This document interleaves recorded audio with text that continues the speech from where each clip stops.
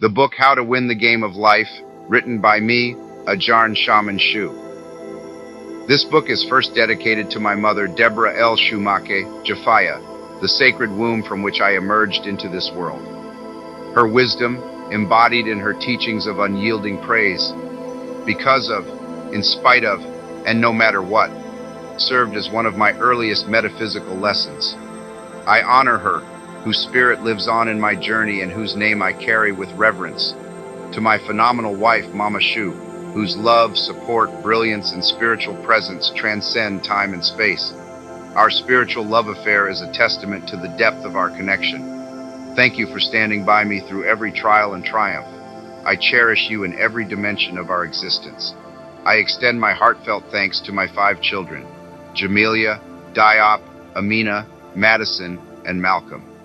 Thank you for choosing me as your parent in this moment.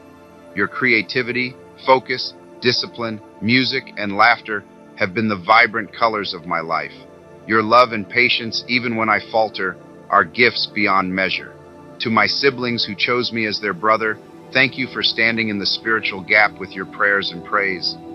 Your authenticity and support have been a source of strength. I am grateful for the unspoken bond we share. I also wish to acknowledge my nieces, nephews, aunts, uncles, cousins, and extended family. Thank you for embracing me and allowing me to be my true self. Your presence enriches my life, and I love you deeply. To my father, who introduced me to meditation at the tender age of 4 and guided me with wisdom through my formative years. Your teachings have been the foundation of my spiritual journey, and I am forever grateful. Finally, this book is dedicated to the founders and great leaders of spiritual traditions across the ages. To the visionaries of African cosmology, Hinduism, Buddhism, Judaism, Christianity, Islam, and all other spiritual paths, your teachings have laid the foundation for our collective understanding of the divine. Your courage in pioneering and preserving these sacred traditions has illuminated the path for countless seekers. I honor your profound contributions to spiritual wisdom and thank the ancestors in my lineage and those within my frequency line for the insights they have imparted. Your legacy continues to inspire and guide us toward enlightenment. Win the spiritual game of life. Chapter 1. The Game. Many people see life as a battle, but it's not a battle. It's a game. However, it's a game that cannot be played successfully without understanding spiritual laws. The Old and New Testaments clearly outline the rules of this game. Jesus Christ taught that life is a grand game of giving and receiving. Whatsoever a man soweth, that shall he also reap. This means that whatever a person sends out in words or actions will come back to them. What they give, they will receive in return. If someone gives out hate, hate will come back to them. If they give love, love will return. If they criticize, they will be criticized. If they lie, they will be lied to. If they cheat, they will be cheated. We are also taught that the power of imagination plays a crucial role in the game of life. Guard your heart, or imagination, with all diligence, for out of it spring the issues of life. Proverbs 4:23. This means that whatever a person imagines will eventually manifest in their life. I know of a man who feared a rare disease. Although it was difficult to contract, he constantly imagined and read about it until it eventually appeared in his body, leading to his death, the result of a distorted imagination. So, to play the game of life successfully, we must train our imagination. A person with a well-trained imagination that focuses only on positive outcomes will attract into their life all the good things they desire: health, wealth, love, friends, perfect self-expression, and their highest ideals. The imagination has been described as the scissors of the mind, continually cutting out the images that a person holds, which they will eventually encounter in their external world. To train the imagination effectively, one must understand the workings of the mind. The ancient Greeks wisely said, "Know thyself." There are 3 aspects of the mind: the subconscious, the conscious, and the superconscious. The subconscious is pure power without direction, like steam or electricity. It simply follows orders. It has no power to reason, Whatever a person deeply feels or vividly imagines is impressed upon the subconscious mind and carried out in the smallest detail. For instance, I know a woman who, as a child, would often pretend to be a widow. She would dress up in black clothes, don a long black veil, and people found her quite clever and entertaining. Years wearing black and a flowing veil. The image of herself as a widow had been imprinted on her subconscious mind, and in time, it manifested in her life, despite the sorrow it brought. The conscious mind is often referred to as the mortal or carnal mind. It is the human mind perceiving life as it appears on the surface. It sees death, disaster, sickness, poverty, and all kinds of limitations, and these impressions are passed on to the subconscious. The superconscious mind, on the other hand, is the divine mind within each person, where perfect ideas reside. It holds what Plato called the perfect pattern, or the divine design, as there is a unique, divinely inspired plan for every individual. There is a place that only you can fill, something only you can do, and no one else can. This perfect picture exists in the superconscious mind, often appearing to the conscious mind as an unattainable ideal, something too good to be true. However, in reality, it is a glimpse of one's true destiny or destination, illuminated by the infinite intelligence that resides within us all. Many people, however, are unaware of their true destinies and are pursuing things and situations that are not meant for them. Achieving these would only lead to failure and dissatisfaction. For example, a woman once came to me and asked me to speak the word so that she could marry a particular man she was deeply in love with, whom she referred to as A.B. I explained that this would violate spiritual law, but I agreed to speak the word for the right man to come into her life, the divine selection, the man who was meant for her by divine right. I added, if A.B. is the right man, you won't lose him, and if he isn't, you will receive someone equally suitable. She continued to see A.B., but their relationship made no real progress. Then one evening she called and said, you know, for the past week, A.B. hasn't seemed so wonderful to me. I replied, perhaps he isn't the divine selection. Another man might be the one meant for you.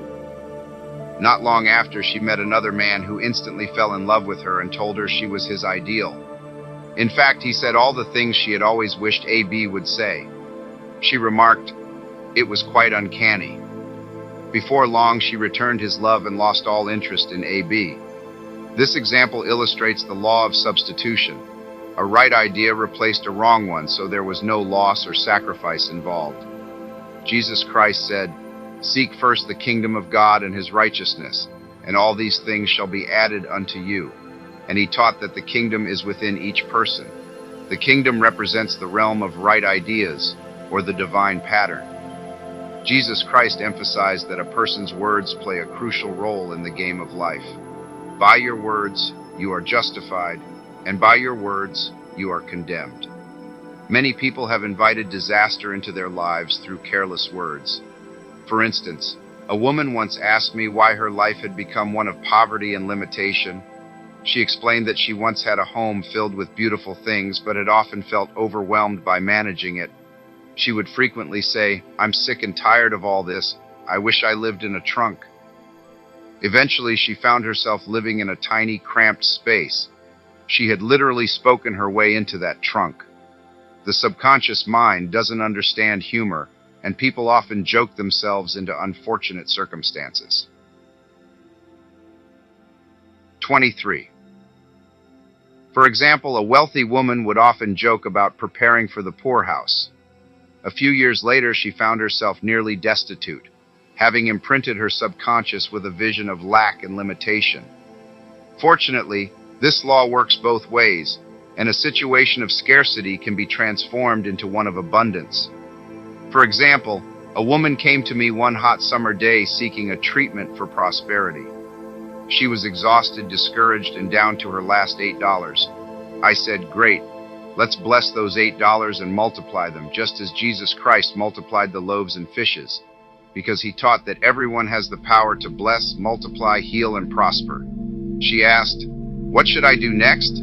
I replied, follow your intuition. Do you have a hunch to do anything or go anywhere? Intuition means to be taught from within. It is man's infallible guide, and I will explore its laws in more detail in a later chapter.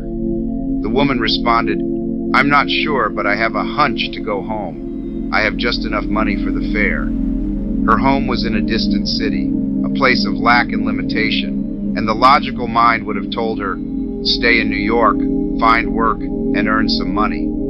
But I advised her, "Then go home. Never ignore a hunch." I then spoke these words for her.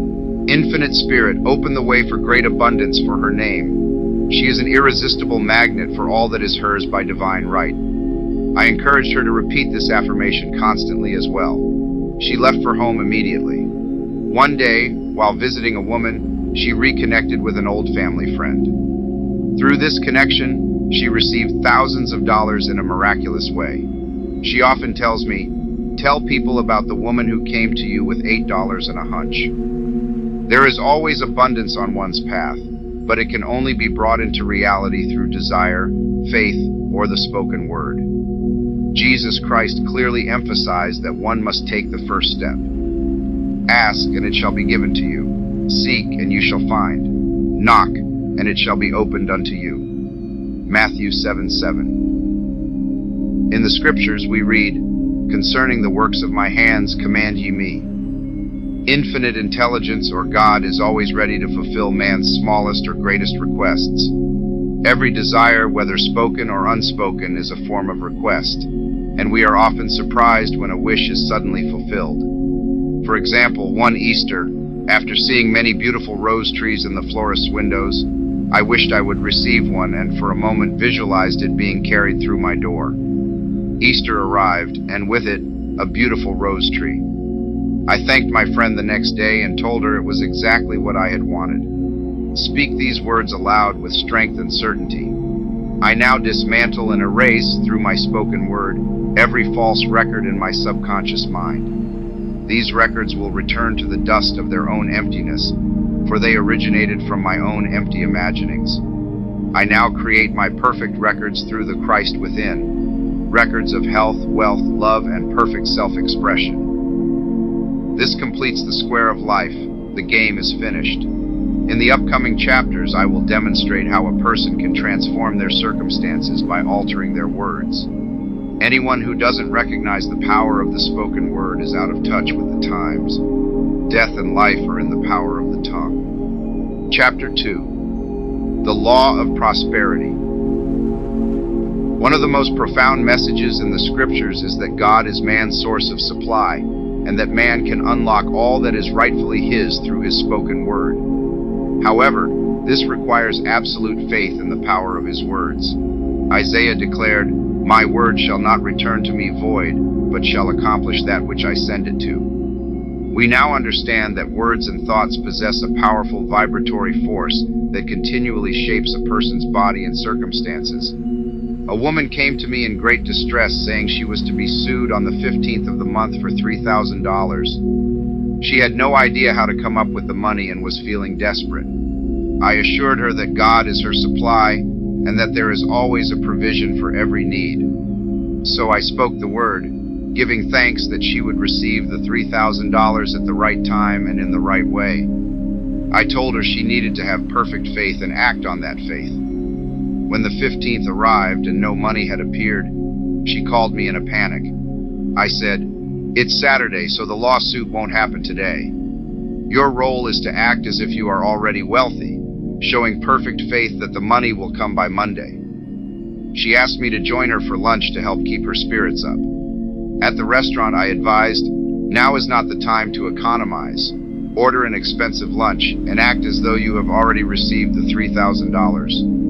All things you ask in prayer, believing you shall receive. You must behave as though you have already received." The next morning, she called me again, asking if I could stay with her during the day. I responded, "No, you are divinely protected, and God is never late." That evening, she called again, brimming with excitement, and said, "You won't believe what happened. This morning, while I was in my room, the doorbell rang. I told the maid not to let anyone in, but she looked out the window and said, 'It's your cousin with the long white beard.' I told her to call him back, as I wanted to see him. He was just about to leave, but when he heard the maid's message, he returned. He stayed for about an hour, and just before he left, he asked, "By the way, how are your finances?" I told him I needed the money, and he responded, "Oh, I'll give you $3,000 at the beginning of the month." I didn't want to tell him about the impending lawsuit. What should I do? I need the money tomorrow, not at the beginning of the month. I reassured her, I will continue the treatment. I said, "Spirit is never too late. I give thanks that she has received the money on the invisible plane, and that it will manifest in time." The next morning, her cousin called her and said, "Come to my office today and I'll give you the money." By that afternoon, she had $3,000 deposited in her bank account and was writing checks as fast as her excitement allowed. If one asks for success but prepares for failure, they will get the situation they have prepared for. For example, a man came to me asking me to speak the word for a debt to be cleared. However, I discovered he was spending his time planning what he would say to the creditor if the bill wasn't paid, thereby undermining my words. He should have focused on envisioning himself paying off the debt. A vivid illustration of this principle is found in the Bible, concerning the 3 kings stranded in the desert without water for their men and horses. They sought the advice of the prophet Elisha, who delivered this remarkable message. "Thus says the Lord, you shall not see wind, nor shall you see rain, yet make this valley full of ditches." One must prepare for what they have requested even when there is no visible sign of its arrival. For example, a woman needed to find an apartment during a time of severe apartment shortages in New York, a task deemed nearly impossible. Her friends expressed sympathy, saying, "It's such a shame. You'll probably have to store your furniture and live in a hotel." She responded, "Don't worry about me. I'm confident I'll find an apartment." She affirmed, "Infinite Spirit, open the way for the right apartment." She believed that there is always a supply for every demand, and that she was unconditioned, working on the spiritual plane where one with God is a majority. She had considered buying new blankets, but the tempter, her doubtful thoughts, suggested, "Don't buy the blankets. Maybe you won't find an apartment and won't need them." She countered this thought by saying to herself, "I'll dig my ditches by buying the blankets." Thus, she prepared for the apartment as though she had already secured it. She found an apartment in a miraculous way, even though there were over 200 other applicants. The purchase of the blankets demonstrated her active faith. It's needless to say that the ditches dug by the 3 kings in the desert were filled to overflowing. See 2 Kings for reference. Getting into the spiritual flow is often challenging for the average person. Adverse thoughts of doubt and fear emerge from the subconscious, acting like the army of the aliens that must be overcome. This explains why it often seems darkest before the dawn. A significant breakthrough is usually preceded by distressing thoughts. When one declares a high spiritual truth, they confront old subconscious beliefs, and the error is exposed to be eliminated. This is when it is crucial to repeatedly affirm the truth, rejoicing and giving thanks for what has already been received. "Before you call, I shall answer" signifies that every good and perfect gift is already prepared, waiting for one's recognition. A person can only receive what they envision for themselves. The children of Israel were told they could possess all the land they could see, and this principle applies to everyone. One can only claim what is within their own mental vision. Every significant achievement or great work has been realized through maintaining a clear vision, and often, just before reaching a major milestone, one may encounter apparent setbacks and discouragement. When the children of Israel arrived at the Promised Land, they were hesitant to enter because they felt overshadowed by giants, saying, "And there we saw the giants, and we were in our own sight as grasshoppers." This reflects a common experience for many people. However, those who understand spiritual law remain unfazed by appearances and find joy even while still in captivity. They maintain their vision and give thanks as if the desired outcome is already achieved. Jesus Christ provided a powerful example of this principle. He told his disciples, "Do not say, 'There are yet 4 months, and then comes the harvest.' Behold, I say unto you, lift up your eyes and look on the fields, for they are already ripe for harvest." His clear vision transcended the material world, allowing him to see things as they truly are, perfect and complete in divine mind. Likewise, one must consistently hold the vision of their desired end and expect the manifestation of what they have already received, whether it be perfect health, love, abundance, self-expression, a home, or friends. These are all completed and perfect ideas recorded in divine mind, one's own superconscious mind, and must manifest through the individual, not come to them. For example, a man approached me seeking help to achieve success.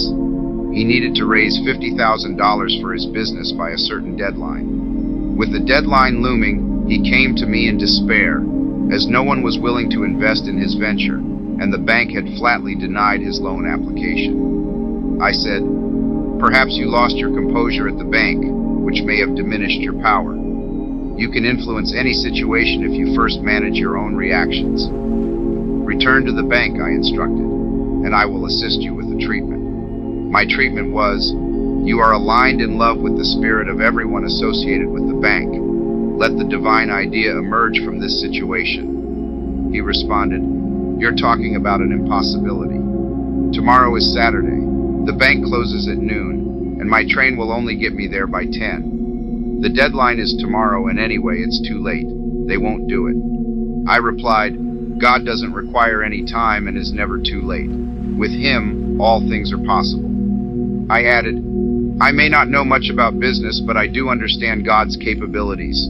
He responded, "Everything sounds good while I'm listening to you, but it's a different story when I'm out there." He lived in a distant city, and I didn't hear from him for a week.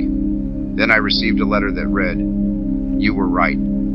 I raised the money, and I will never again doubt the truth of what you told me." When I saw him a few weeks later, I asked, "What happened? It seems you had plenty of time after all." He replied, "My train was delayed and I arrived just 15 minutes before noon. I walked into the bank calmly, asked for the loan, and they gave it to me without question. It was the last possible moment, and Infinite Spirit was not too late. In this instance, the man couldn't have achieved this on his own. He needed someone to help him maintain his vision. This is what one person can do for another.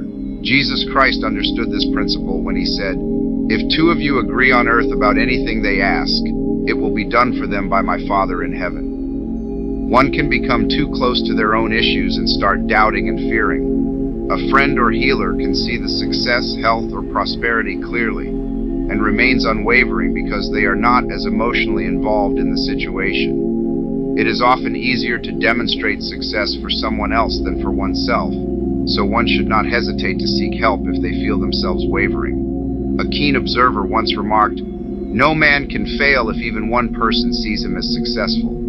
This highlights the power of vision, as many great individuals owe their success to a spouse, sister, or friend who believed in them and steadfastly held on to their ideal vision without faltering. Chapter 3. The Power of the Word.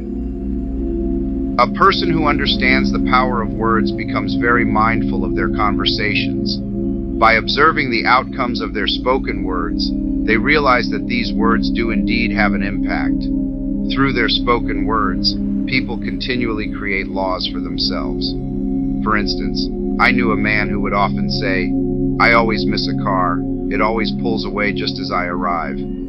His daughter, on the other hand, would say, "I always catch a car. It always shows up just as I get there." This pattern continued for years, each having created a distinct law for themselves, one of failure, the other of success.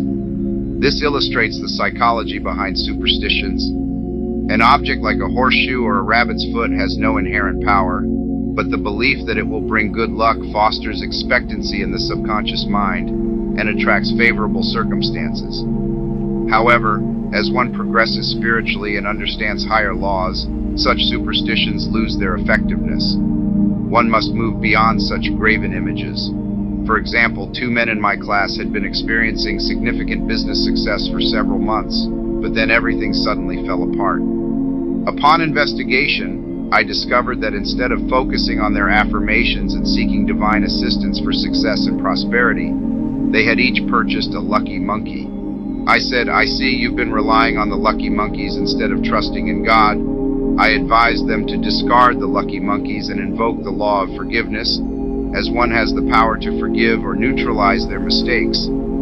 They decided to discard the lucky monkeys into a coal hole, and their fortunes improved. However, this doesn't imply that one should discard every lucky charm or horseshoe around the house. Instead, it's important to recognize that the true power behind these objects is the one and only power, God. The object merely provides a sense of expectancy. I recall a time when I was with a friend who was deeply discouraged. While crossing the street, she found a horseshoe and was immediately filled with joy and hope. She felt that God had sent her the horseshoe to bolster her courage. At that moment, it was one of the few things that could positively impact her state of mind. Her hope transformed into faith, leading her to achieve a remarkable outcome. I want to clarify that the men mentioned earlier were relying solely on the monkeys, while this woman understood the true power behind the horseshoe. Personally, I struggled for a long time with the belief that certain things led to disappointment. Whenever such a thing occurred, disappointment would follow. I found that changing my subconscious belief required affirming, there is not more than one power, there is only one power, God. Therefore, there are no disappointments, only happy surprises. I noticed an immediate shift, and happy surprises began to appear in my life. I have a friend who was adamant that nothing could persuade her to walk under a ladder. I told her, if you're afraid, you're subscribing to the belief in two opposing powers, good and evil, rather than acknowledging only one power, God. Since God is absolute, there can't be any opposing power unless one creates a false sense of evil for oneself. To demonstrate that you believe in only one power, walk under the next ladder you encounter. Not long after, she went to her bank to access her safe deposit box and found a ladder blocking her way. She was terrified and turned back, unable to face her fear. However, as she walked away, my words echoed in her mind, and she decided to confront her fear and return to walk under the ladder. It was a significant moment for her, as ladders had long held her in fear. When she returned to the vault, the ladder had mysteriously disappeared. This often happens. When one is willing to confront a fear, the fear itself seems to vanish. This illustrates the law of non-resistance, which is not well understood. As someone once said, courage contains both genius and magic. When you face a situation fearlessly, the situation often dissolves on its own. The ladder appeared due to her fear, and by facing her fear, she removed it. Invisible forces are constantly at work for individuals who are unknowingly pulling the strings themselves. Due to the vibratory power of words, whatever a person vocalizes begins to attract similar experiences. For instance, those who frequently talk about illness are more likely to attract it. Once a person understands this truth, they must be extremely mindful of their words.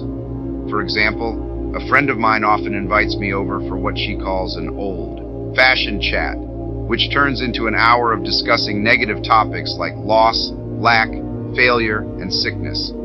I respond, "No, thank you. I've had enough old-fashioned chats in my life. They're too costly. I'd prefer a new-fashioned chat, focusing on what we want rather than what we don't want." There's an old saying that man should use words only to heal, bless, or prosper.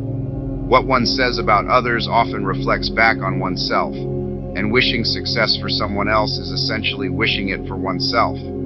If someone wishes another bad luck, they are likely to attract bad luck to themselves. Conversely, wishing success for someone else means inviting success into their own life. The body can be renewed and transformed through the spoken word and clear vision, effectively eliminating disease from consciousness. A metaphysician understands that all illness has a mental counterpart, and to heal the body, one must first heal the soul. The soul is the subconscious mind which must be saved from negative thinking. The 23rd Psalm says, "He restoreth my soul," meaning that the subconscious mind or soul must be filled with positive ideas. The mystical marriage refers to the union of the soul and spirit, or the subconscious and superconscious minds. When the subconscious is imbued with the perfect ideas of the superconscious, man aligns with the divine. embodying the likeness and image of God and exercising power and dominion over all aspects of life, including mind, body, and affairs. It's safe to say that all sickness and unhappiness stem from a breach of the law of love. As a new commandment, love one another, it's clear that in the game of life, love or goodwill wins every time. For instance, a woman I know had been suffering from a severe skin disease for years. Doctors declared it incurable, leaving her in despair. As a performer, she feared she might have to abandon her career, with no other means of support. Despite this, she secured a significant engagement and made a tremendous impression on opening night, receiving rave reviews. However, the next day, she was dismissed due to jealousy from a cast member. Overcome with anger and resentment, she prayed, "Oh God, don't let me hate that man." That night, she worked for hours in the silence, seeking inner peace. She said, "I quickly entered a deep state of tranquility. I felt at peace with myself, with the man, and with the world." She continued this practice for 2 more nights, and on the 3rd day, she discovered she was completely healed of her skin disease. By asking for love and goodwill, she had adhered to the law, as love is the fulfilling of the law, and her disease, which originated from subconscious resentment, was eradicated. Continual criticism can lead to conditions like rheumatism, as negative and disharmonious thoughts cause unnatural deposits in the blood that settle in the joints. Similarly, false growths can be triggered by jealousy, hatred, unforgiveness, and fear. Every disease arises from a mind that is not at ease. I once remarked in my class, instead of asking, "What's the matter with you?" we might as well ask, "Who's the matter with you?" Unforgiveness is a major cause of disease, potentially leading to hardened arteries or liver issues and affecting eyesight. It brings with it a host of other ailments. I visited a woman one day who claimed she was ill from eating a poisoned oyster. I said, "Oh no, the oyster was harmless. You've poisoned yourself with negativity. What's troubling you?" She replied, "Oh, about 19 people." She had argued with 19 individuals and had become so out of harmony that she ended up attracting the wrong oyster. External disharmony reflects internal discord.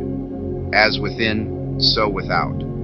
Our only true adversaries are those within ourselves, and a man's foes shall be they of his own household. Personal traits, such as personality conflicts, are among the final hurdles to overcome, as this world learns the lesson of love.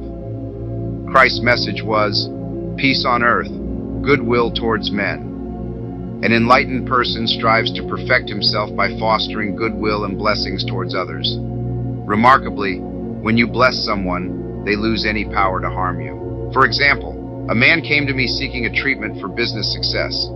He was in machinery sales, and a competitor had introduced what he claimed was a superior machine, causing my friend to fear failure. I said, "First, we need to dispel all fear and trust that God will protect your interests. The divine idea will emerge from this situation. The right machine will be sold by the right person to the right customer." I advised him, "Do not harbor any critical thoughts towards this competitor. Bless him throughout the day and be willing to forgo selling your machine if it is not the divine idea."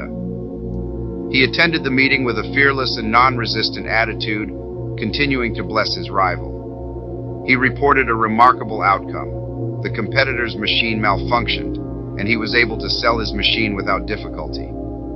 But I say unto you, love your enemies, bless those who curse you, do good to those who hate you, and pray for those who spitefully use you and persecute you. Goodwill creates a powerful shield of protection around those who extend it, ensuring that no weapon formed against him shall prosper.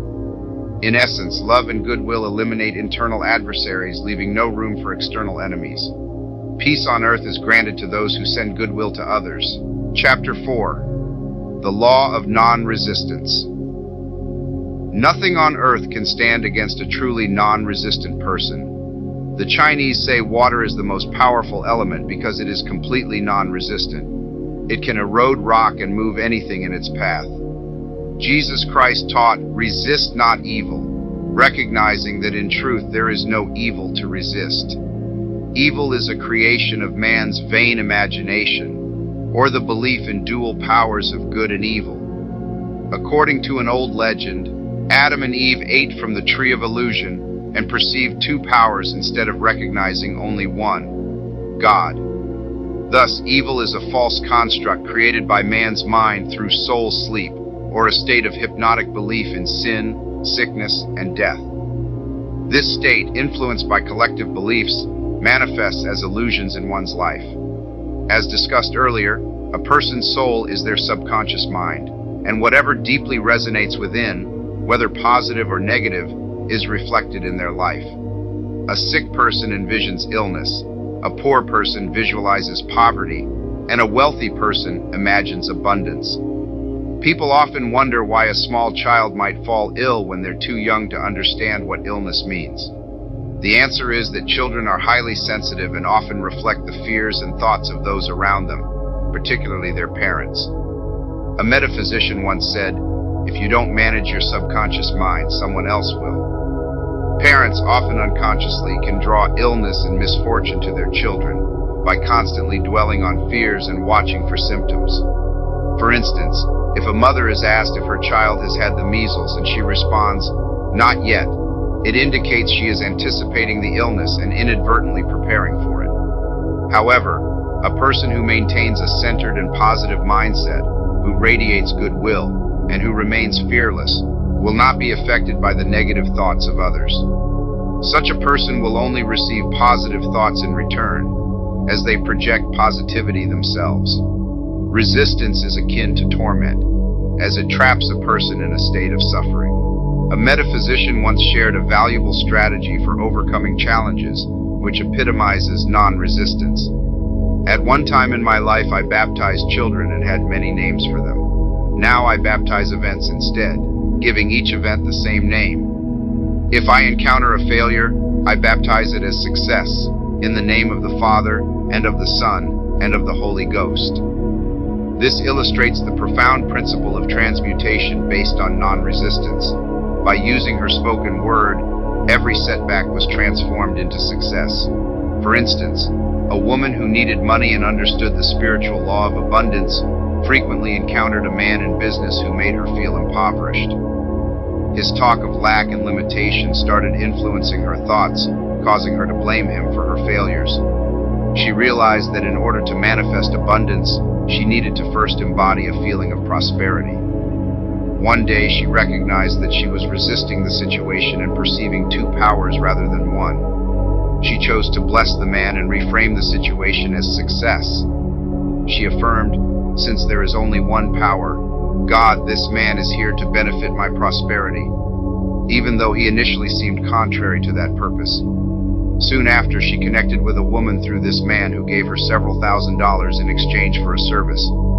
The man then moved to a distant city and gracefully exited her life. By declaring, "Every person is a golden link in the chain of my good," she acknowledged that everyone is a manifestation of God, ready to contribute to the divine plan. Bless your enemy, and you strip him of his power to harm you, turning his hostility into blessings. This principle applies not only to individuals, but also to nations. By sending love and goodwill to every inhabitant, a nation loses its capacity to cause harm. Understanding non-resistance requires a spiritual perspective. My students often say, "I don't want to be a doormat." I respond, "When you practice non-resistance wisely, no one will be able to walk over you." For example, once I was waiting anxiously for an important phone call. I resisted all incoming calls and refrained from making any outgoing calls, believing they might interfere with the one I was expecting.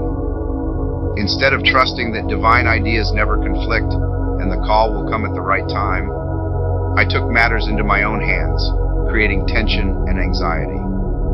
After an hour, I discovered that the phone receiver had been off the hook, causing the line to be disconnected. My anxiety and fear had created this problem. Realizing my mistake, I began to bless the situation, calling it a success and affirming, "I cannot miss any call that is rightfully mine. I am under grace, not under law." A friend rushed to the nearest phone to notify the company to reconnect my line. Despite the crowded grocery store, the owner personally handled the call. My phone was reconnected immediately, and within 2 minutes I received an important call, followed by the one I had been waiting for. Calm seas bring in the ships. As long as a person resists a situation, it will persist.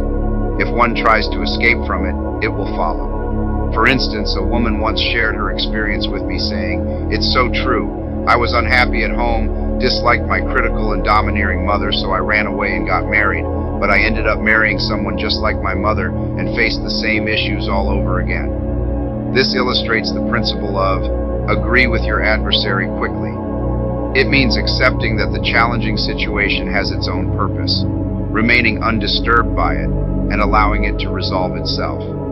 The affirmation, "None of these things move me," is a powerful tool in this regard. Inharmonious situations often stem from internal disharmony within oneself. When a person no longer reacts emotionally to these situations, they tend to dissolve from their life. So, a person's work is always with themselves. People often ask me to give treatments to change their spouse or family member.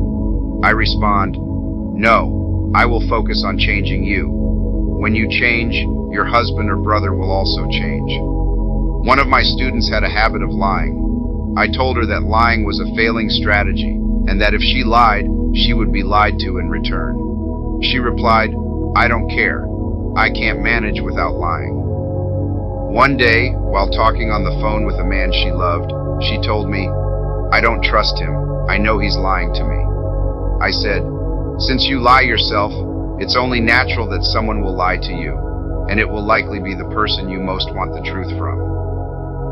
Sometime later, she told me, "I've stopped lying." When I asked her what caused this change, she said, "I've been living with someone who lies even more than I did."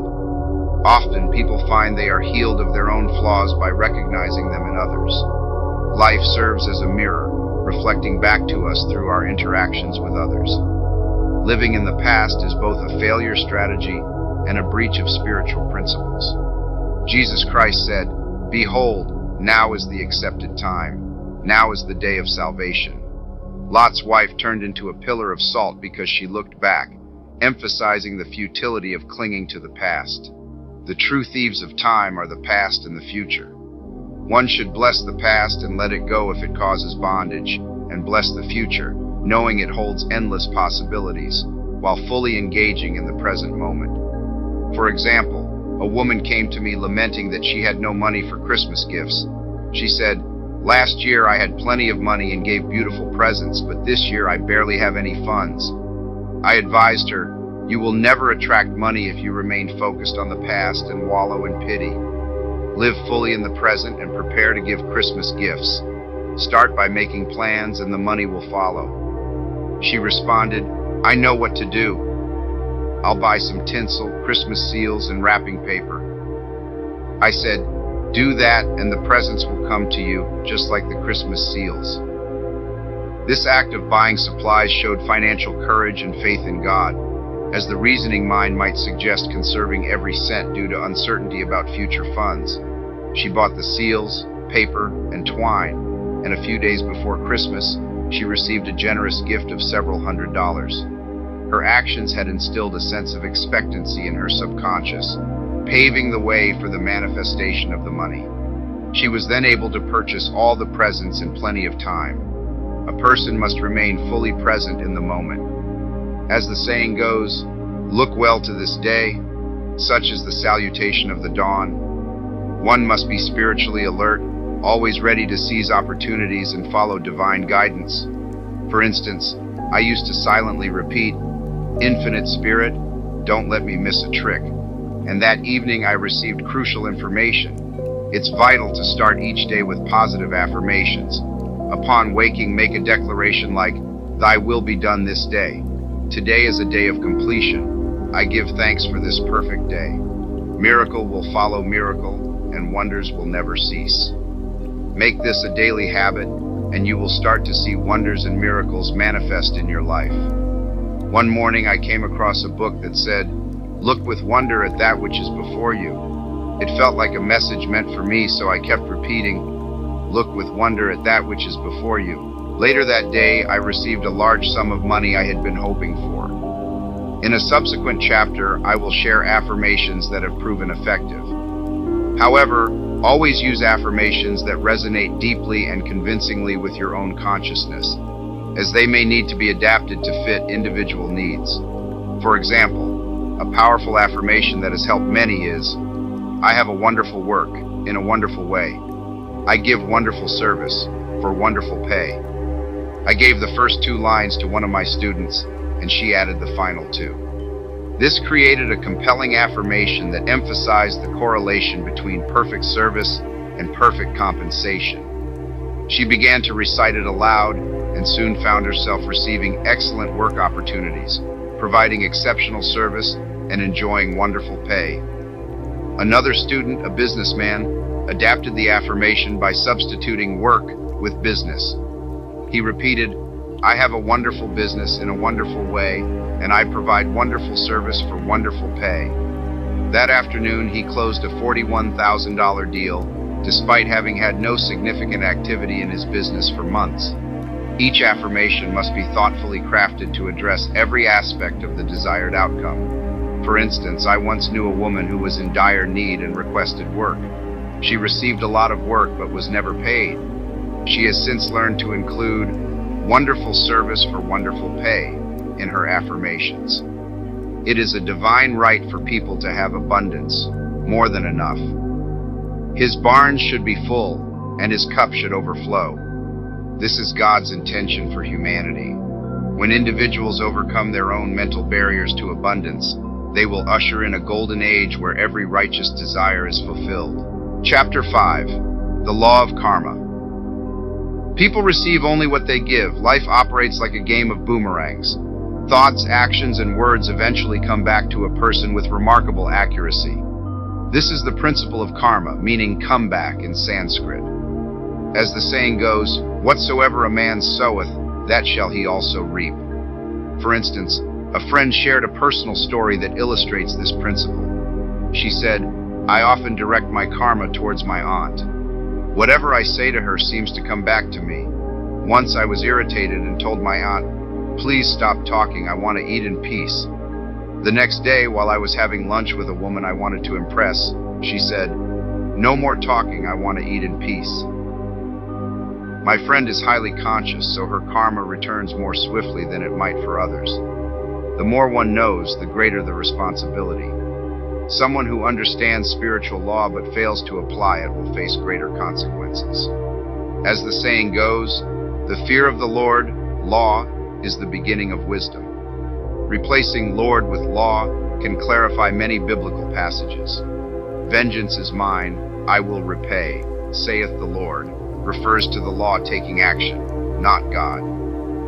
God views humanity as perfect, created in his own image, imagination, and endowed with power and dominion. This perfect image of humanity is recorded in divine mind, awaiting recognition.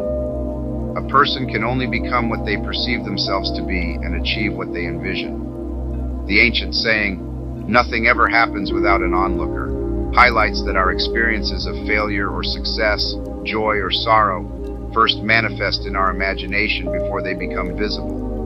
This can be seen in how a mother might imagine illness for her child, or a woman visualizes success for her husband. Jesus Christ said, and ye shall know the truth, and the truth shall make you free. Freedom from unhappiness comes through understanding, specifically, understanding spiritual law.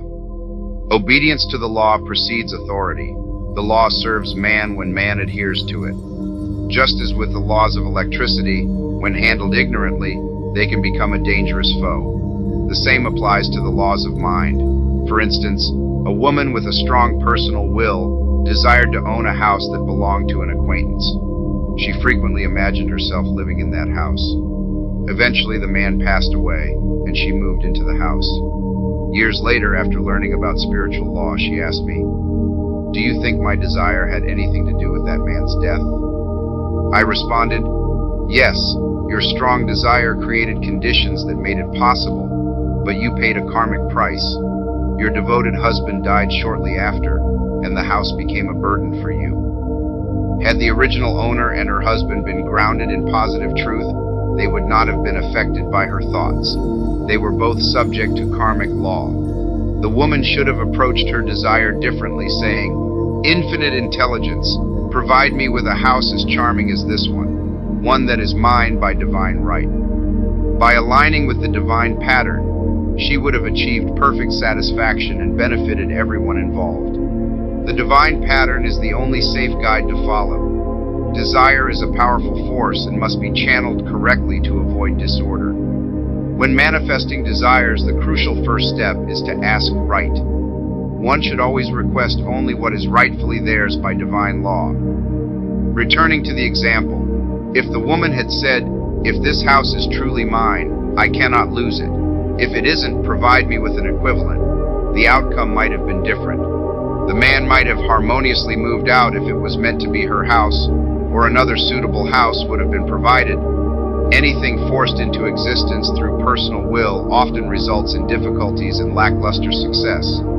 The principle is, "Thy will be done, not mine." Interestingly, when one relinquishes personal will, they often receive exactly what they desire, as infinite intelligence works through them. Stand still and witness the salvation of the Lord. Law. For instance, a woman came to me in deep distress because her daughter was determined to undertake a very risky trip, despite the mother's warnings and objections. The mother was consumed with fear and had tried every argument to dissuade her daughter, only to see her become more rebellious. I told the mother, "You are imposing your personal will on your daughter, which isn't right. Your fear is only drawing the situation closer, as we attract what we fear." I advised her to let go of her mental control and entrust the situation to a higher power. I suggested she use the following affirmation: "I place this situation in the hands of infinite love and wisdom. If this trip is part of the divine plan, I bless it and cease my resistance. If it is not divinely intended, I am grateful that it is now resolved and dissolved." A day or two later, her daughter told her, "Mother, I've decided not to take the trip," and the issue resolved itself. Learning to stand still is challenging for many. I've explored this law more thoroughly in the chapter on non-resistance. Here's another example related to the law of sowing and reaping that came about in a rather unusual way. A woman approached me upset because she had received a counterfeit $20 bill from the bank. She was concerned that the bank would never admit their error. I suggested we examine why she attracted this situation. After some thought, she realized she had sent a friend some stage money as a joke. The law had simply responded to her, as it doesn't recognize jokes. I said, "Let's invoke the law of forgiveness to neutralize the situation." Christianity is based on the law of forgiveness. Christ has redeemed us from the karmic law, and the Christ within each person serves as our Redeemer and salvation from all discordant conditions. So I instructed her, "Infinite Spirit, we call upon the law of forgiveness and give thanks that she is under grace and not under law. She cannot lose the $20 that is rightfully hers by divine right. Now," I continued, "return to the bank and calmly inform them that you received the counterfeit bill by mistake." She followed my advice, and to her surprise, the bank apologized and replaced the bill, treating her with great courtesy. Thus, understanding the law empowers one to rectify their mistakes. One cannot force the external world to align with one's desires unless they first embody those qualities within themselves. If someone desires wealth, they must first be rich in consciousness. For example, a woman came to me seeking help for prosperity. She wasn't very interested in her household responsibilities, and her home was quite disorganized.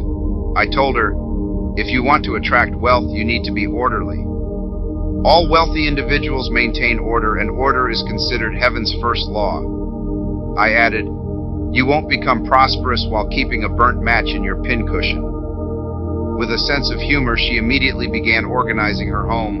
She rearranged the furniture, tidied up bureau drawers, cleaned the rugs, and soon experienced a significant financial improvement, a generous gift from a relative. She transformed not only her home but also herself, staying financially alert and optimistic, knowing that God is her source of abundance. Many people are unaware that gifts and possessions are investments, and that excessive hoarding and saving can often lead to loss. As the saying goes, there are those who scatter generously yet increase, and those who withhold more than is right, leading to poverty. For example, I knew a man who wanted to buy a fur-lined overcoat. He and his wife visited several shops but found none to their liking, feeling they all looked too cheap. Eventually, they were shown a coat valued at $1,000. The salesman offered it to him for $500 because it was the end of the season. His financial assets totaled about $700. While the rational mind might have advised against spending nearly all of his money on a coat, he relied on his intuition rather than reason. He turned to his wife and said, "If I buy this coat, I'll make a fortune." His wife, though hesitant, agreed. A month later, he received a $10,000 commission. The coat made him feel prosperous and linked him to success. Without it, he might not have secured the commission. It turned out to be an investment with significant returns. If a person ignores these intuitive urges to spend or give, the same amount of money may end up being lost or spent in an unfulfilling way. For example, a woman told me that on Thanksgiving Day, she informed her family they couldn't afford a Thanksgiving dinner. Despite having the money, she decided to save it. A few days later, someone entered her room and took exactly the amount she had saved, the cost of the dinner. The law always supports those who spend wisely and without fear. For instance, one of my students was shopping with her young nephew. When the child asked for a toy that she said she couldn't afford, she suddenly realized that by focusing on lack, she was not recognizing God as her source of abundance. So, she bought the toy, and on her way home, she found the exact amount of money she had spent on it lying in the street. Man's supply is limitless and dependable when fully trusted, but faith or trust must come before the manifestation. According to your faith be it unto you. Faith is the substance of things hoped for, the evidence of things not seen, as it holds the vision steady, dissolving and dispelling adverse images. In due season we shall reap if we do not faint. Jesus Christ brought the good news, the gospel, that there is a higher law than the law of karma, a law that transcends karma. This is the law of grace or forgiveness. It is the law that frees man from the law of cause and effect, the law of consequences. Under grace, not under law. We are told that on this plane, man reaps where he has not sown. The gifts of God are freely given to him. All that the kingdom affords is his. This state of continuous bliss is for the man who has overcome the collective or worldly thought. In the world's thought there is tribulation, but Jesus Christ said, "Be of good cheer, I have overcome the world." The world's thought is one of sin, sickness, and death. He recognized their absolute unreality and proclaimed that sickness and sorrow would pass away, and that death itself, the last enemy, would be overcome. From a scientific perspective, we now understand that death could be overcome by impressing the subconscious mind with the conviction of eternal youth and eternal life. The subconscious, being pure power without direction, executes orders without question. Under the guidance of the superconscious, the Christ or God within man, the resurrection of the body would be achieved. Man would no longer discard his body in death. It would be transformed into the body electric, as celebrated by Walt Whitman. For Christianity is founded on the forgiveness of sins and an empty tomb. Chapter 6, Impressing the Subconscious. When a person understands their own powers and the workings of their mind, they naturally seek an easy and quick way to impress good upon the subconscious, as mere intellectual knowledge of the truth alone won't produce results. In my experience, the simplest method is casting the burden. A metaphysician once explained it like this: the only thing that gives anything weight in nature is the law of gravitation. If a boulder were lifted high above the planet, it would have no weight. This is what Jesus Christ meant when he said, "My yoke is easy and my burden is light." Jesus had overcome the world's vibrations and operated in the fourth dimensional realm, where only perfection, completion, life, and joy exist. He said, "Come to me, all you who labor and are heavy laden, and I will give you rest. Take my yoke upon you, for my yoke is easy and my burden is light." In Psalm 55, we are also instructed to cast your burden upon the Lord. Numerous passages in the Bible affirm that the battle belongs to God, not man, and that we are to stand still and witness the salvation of the Lord. This suggests that the superconscious mind, or the Christ within, is the aspect that fights man's battles and lifts his burdens. Therefore, we see that a person violates the law if they carry a burden, whether it's a negative thought or condition, which has its origin in the subconscious. It often seems nearly impossible to make progress by trying to direct the subconscious from the conscious or reasoning mind, as the intellect is limited by its doubts and fears.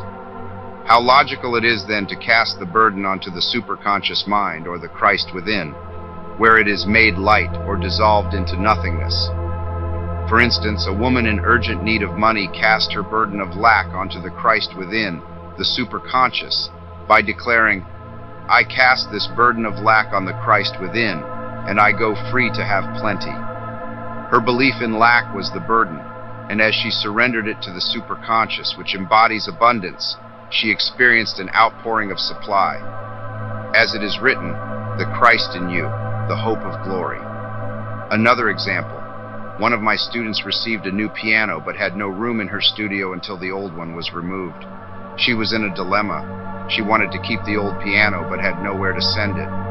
Growing desperate as the new piano was already on its way, she felt inspired to repeat, "I cast this burden on the Christ within, and I go free." Moments later, she received a phone call from a friend asking to rent her old piano, which was moved out just before the new one arrived. I also knew a woman who struggled with the burden of resentment. She declared, "I cast this burden of resentment on the Christ within, and I go free to be loving, harmonious, and happy." The all-powerful superconscious flooded her subconscious with love, transforming her life. For years, resentment had tormented her and imprisoned her soul, the subconscious mind. The statement should be repeated over and over, sometimes for hours at a time, either silently or aloud, with calm determination. I often liken this process to winding up a phonograph. We must wind ourselves up with spoken words. In my experience with casting the burden, after a while, a sense of clarity emerges. It's impossible to have clear vision while in the grip of the carnal mind, as doubts and fears poison both the mind and body, causing the imagination to run wild, attracting disaster and disease. By steadily repeating the affirmation, "I cast this burden on the Christ within, and I go free," the vision clears, bringing with it a sense of relief, and sooner or later, the manifestation of good, whether it be health, happiness, or abundance, appears. One of my students once asked me to explain the darkness before the dawn. In a previous chapter, I mentioned that often, just before a major breakthrough, everything seems to go wrong, and a deep depression clouds the mind. This occurs because the doubts and fears buried deep in the subconscious are rising to the surface to be released. At this point, one should celebrate like Jehoshaphat and give thanks for their salvation, even if they seem surrounded by the enemy, whether it be a situation of lack or illness. The student then asked, "How long must one remain in the dark?" I replied, "Until one can see in the dark, and casting the burden allows one to see in the dark." To impress the subconscious, active faith is always essential. Faith without works is dead. In these chapters, I've aimed to emphasize this principle. Jesus Christ demonstrated active faith when he commanded the multitude to sit down on the ground before giving thanks for the loaves and fishes. Let me share another example to highlight the importance of this step. In fact, active faith is the bridge that leads a person to their promised land. Due to a misunderstanding, a woman was separated from her husband, whom she loved deeply. He rejected all attempts at reconciliation and refused to communicate with her in any way. Upon learning about spiritual law, she denied the appearance of separation and affirmed, "There is no separation in divine mind. Therefore, I cannot be separated from the love and companionship that are mine by divine right." She demonstrated active faith by setting a place for him at the table every day, thereby impressing the subconscious with the image of his return. Although over a year passed, I have a friend who uses her phonograph daily for this purpose. It brings her into perfect harmony and unlocks her imagination. Another woman often dances while making her affirmations. The rhythm and harmony of music and movement propel her words forward with tremendous power. The student must also remember not to despise the day of small things. Before every demonstration, there are signs of land. Before Columbus reached America, he saw birds and twigs that indicated land was near. The same is true for a demonstration, but often the student mistakes these signs for the demonstration itself and becomes disappointed. For example, a woman had spoken the word for a set of dishes. Shortly afterward, a friend gave her an old cracked dish. She came to me and said, "I asked for a set of dishes and all I got was a cracked plate." I replied, "The plate is just a sign of land. It shows that your dishes are on their way. Think of it as the birds and seaweed Columbus saw." Not long after that, the full set of dishes arrived. Consistently, making believe impresses the subconscious. If someone makes believe they are rich or successful, in due time they will reap. Children are always making believe, and except ye be converted, and become as little children, ye shall not enter the kingdom of heaven. She remained steadfast, and one day he walked back into her life. The subconscious is often powerfully influenced by music. Music has a fourth dimensional quality that frees the soul from imprisonment. It makes wonderful things seem possible and easy to achieve. For instance, I know of a woman who was very poor, but no one could make her feel poor. She earned a small amount of money from wealthy friends who constantly reminded her of her poverty, urging her to be careful and save. Despite their warnings, she would spend all her earnings on a hat or give someone a gift, entering a joyful state of mind. Her thoughts were always focused on beautiful clothes and rings and things, without envying others. She lived in a world of wonder, where only riches felt real to her. Before long, she married a wealthy man, and the rings and things became tangible. Whether or not the man was her divine selection, opulence had to manifest in her life because she had only envisioned opulence. There is no peace or happiness for a person until they have erased all fear from the subconscious. Fear is misdirected energy that must be redirected or transformed into faith. Jesus Christ said, "Why are ye fearful, O ye of little faith? All things are possible to him that believeth." I am often asked by my students, "How can I get rid of fear?" I reply, by facing the thing you are afraid of. The lion takes its fierceness from your fear. Face the lion, and it will disappear. Run away, and it will chase you. In earlier chapters, I've illustrated how the lion of lack disappears when an individual spends money without fear, demonstrating faith that God is their source and therefore unfailing. Many of my students have broken free from the chains of poverty and now experience abundant supply by letting go of the fear of spending.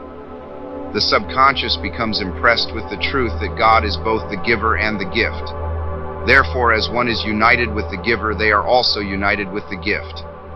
A powerful affirmation is, "I now thank God the giver for God the gift." For so long, people have separated themselves from their good and their supply through thoughts of separation and lack, that sometimes it takes a significant event to break these false ideas free from the subconscious, like dynamite clearing the way. In the earlier example, we see how the individual was liberated from their bondage by demonstrating fearlessness. A person should regularly examine their motives to determine if they are acting out of fear or faith. Choose ye this day whom ye shall serve, fear or faith. If one's fear is tied to a particular person, they shouldn't avoid them. Instead, they should be willing to meet them cheerfully. These individuals will either become golden links in the chain of one's good, or they will harmoniously fade from one's life. If one's fear is related to disease or germs, then they should remain fearless and undisturbed in a germ-filled environment, as this attitude would make them immune. One can only contract germs when vibrating at the same frequency as the germ, and fear pulls a person down to that level. Of course, disease-causing germs are products of the carnal mind, as all thought must manifest. Germs do not exist in the superconscious or divine mind, and are therefore the result of man's vain imagination. In the twinkling of an eye, man's release will come when he realizes there is no power in evil. The material world will fade away, and the fourth dimensional world, the world of the wondrous, will come into being.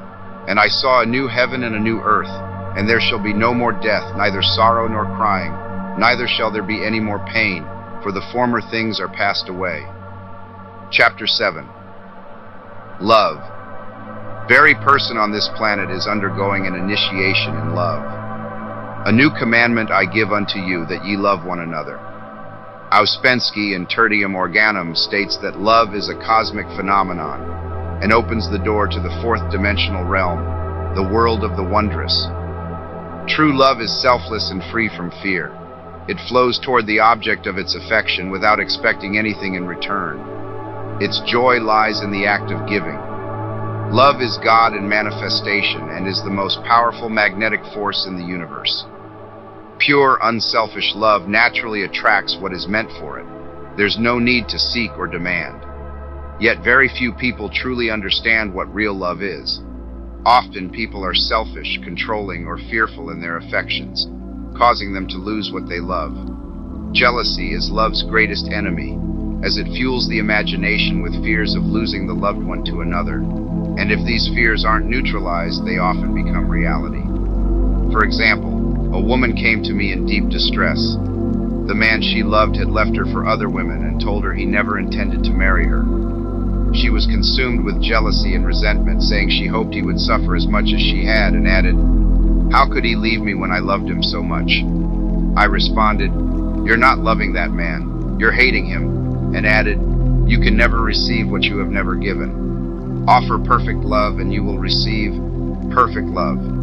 Focus on loving this man perfectly and unselfishly, without demanding anything in return. Don't criticize or condemn him. Instead, bless him wherever he is." She replied, "No, I won't bless him unless I know where he is." I responded, "Well, that isn't real love. When you send out real love will come back to you, either from this man or someone else who is his equal. If this man isn't the one meant for you by divine selection, you won't want him anyway. Since you are one with God, you are also one with the love that is rightfully yours by divine right." Several months went by and the situation remained largely unchanged, but she continued to work on herself diligently. I told her, "When you are no longer affected by his cruelty, he will stop being cruel, as you are attracting it through your own emotions."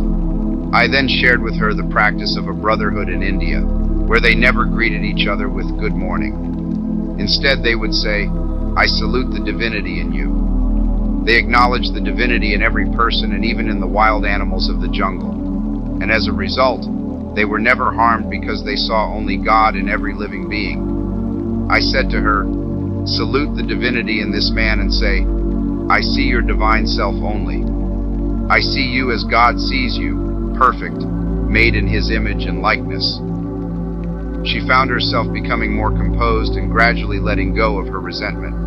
The man was a captain, and she always referred to him as the Cap. One day she suddenly said, "God bless the Cap, wherever he is." I replied, "Now that's real love.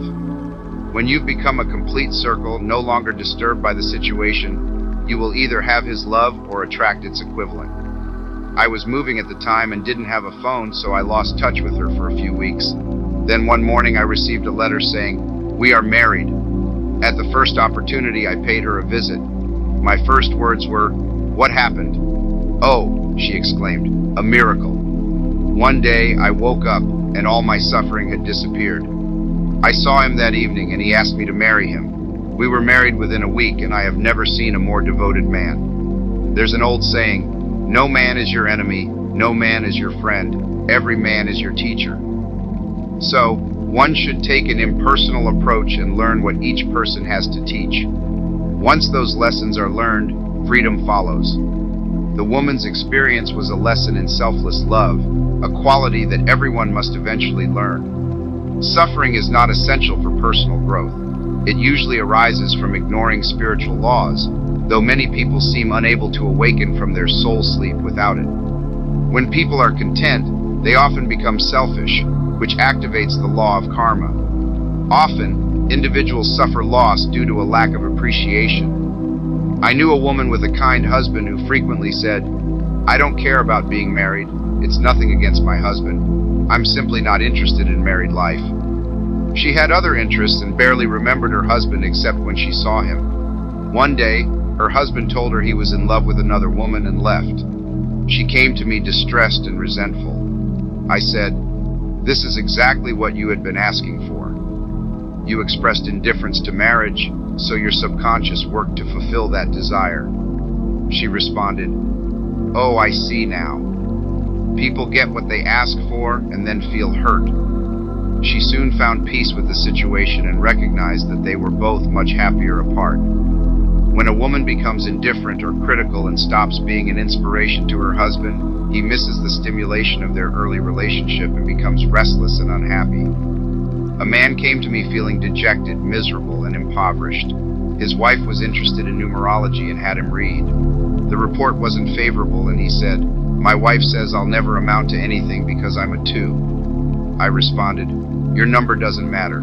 You are a perfect idea and divine mind, and we will claim the success and prosperity that infinite intelligence has already planned for you."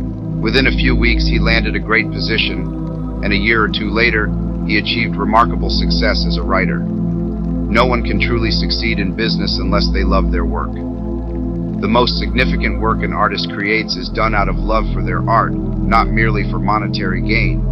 Work done purely for profit often lacks the passion and quality of work done out of genuine love. No one can attract money if they disdain it. Many people remain poor by saying, "Money means nothing to me, and I have contempt for those who have it." This attitude often keeps artists in poverty, as their disdain for money keeps them from receiving it. I recall an artist commenting on another, "He's no good as an artist, he has money in the bank." Such a mindset only distances a person from their financial abundance.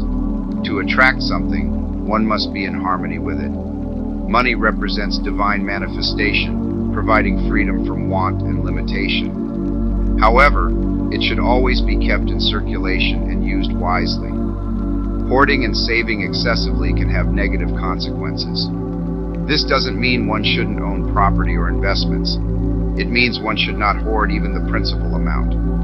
When money is released fearlessly and cheerfully, it paves the way for more to flow in because God is an unfailing and inexhaustible source of supply. This is the spiritual approach to money, and the great bank of the universe never fails. An example of the consequences of hoarding is seen in the film Greed. A woman won $5,000 in a lottery but refused to spend it, hoarding the money while letting her husband suffer and starve. Eventually, she ended up scrubbing floors for a living. She loved money itself and placed it above everything else. One night she was murdered and the money was stolen. This illustrates how the love of money is the root of all evil. While money itself can be good and beneficial, when used destructively, hoarded, or considered more important than love, it leads to disease, disaster, and ultimately the loss of the money itself. Instead, follow the path of love, and all things will be added, for God is love, and God is supply. Pursue selfishness and greed, and you risk losing your supply or becoming disconnected from it. For instance, I knew a very wealthy woman who hoarded her income. She rarely gave anything away and instead bought numerous items for herself.